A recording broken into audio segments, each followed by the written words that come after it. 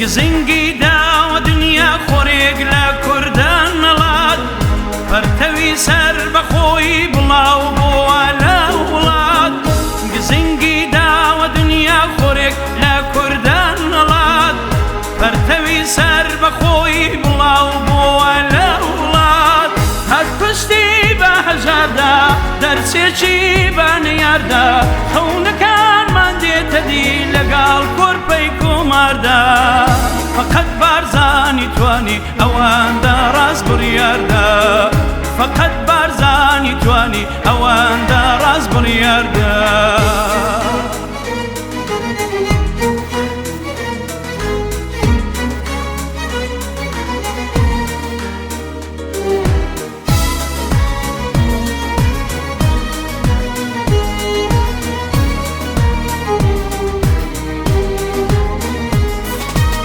هەر پێشمەرگە مزگێنی هاشتی وازادی دێنێ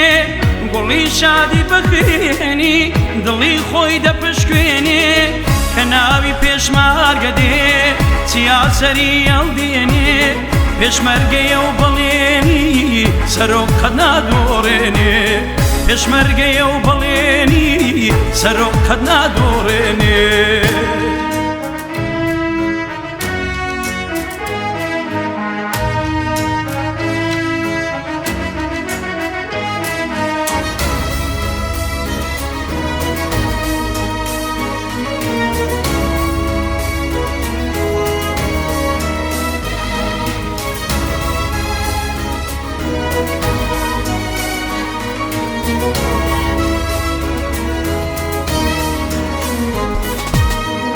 هەمی پێشمەرگەنە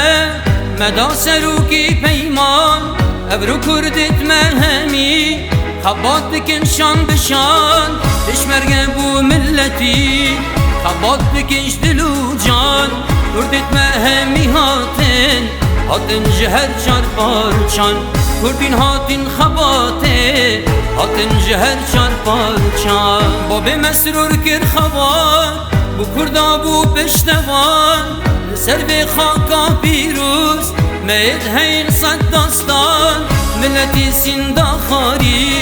yan Kurdistan yan neman di vê xakê neyara evrûkine Guristan di vê xakê neyara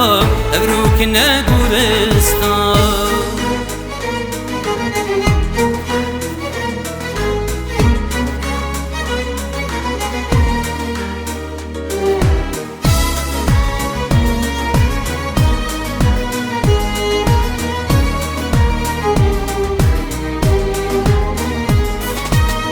دەڕوانم لە مێژووی کورد سەر و بن و دەورانی ناوت دەدرەوشێتەوە لەگەڵ شانازیەکانی پێشەنگی سەر بەخۆیی نەتەوە و نیشتیمانی هەر تۆ ئاڵا هەڵگیری دژی داگیرکەرانی هەر تۆ ئاڵا هەڵگیری دژی داگیرکەرانی کێ هەیانەی بیست بێ خوا کورک و سەد داستانی لە سەحێلا و لە پێردێش نمونەی پاڵەوانی پێشمەرگە خۆڵخاندوویە چونکە تۆ پشتیوانی وڵات بە تۆ سەربەرزە بژی بژی بارزانی وڵات بە تۆ سەربەرزە بژی بژی بارزانی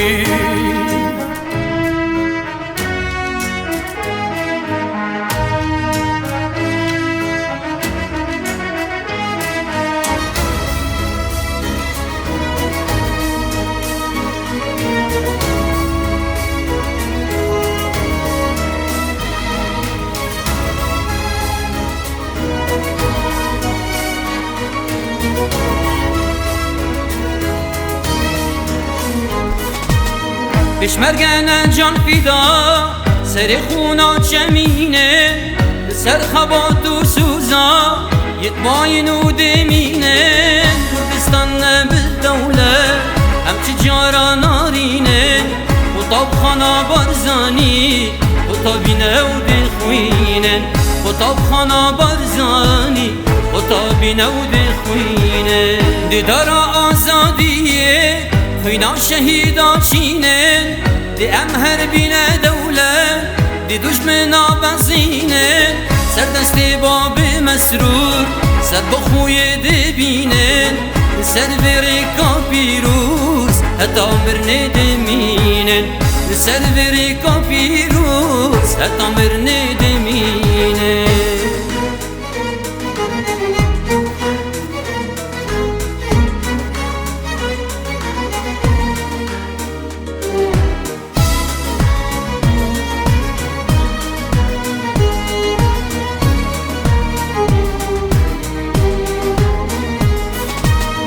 مکۆی ئاشتی وارامی ئێستا لەم کات و دەورە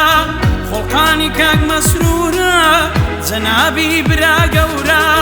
سەرۆکمان بە بڕیارێک وڵاتی سەر بەخۆ کرد داری و سەر بەخۆیی ئەمانەتی بە تۆ کرد داری و سەر بەخۆیی ئەمانەتی بە تۆ کرد سەرۆکمان بە بڕیارێک وڵاتی سەر بەخۆ کرد داریم سەر بەخۆیی ئەمانەتی بە تۆ کرد بارزانی هێنایەدی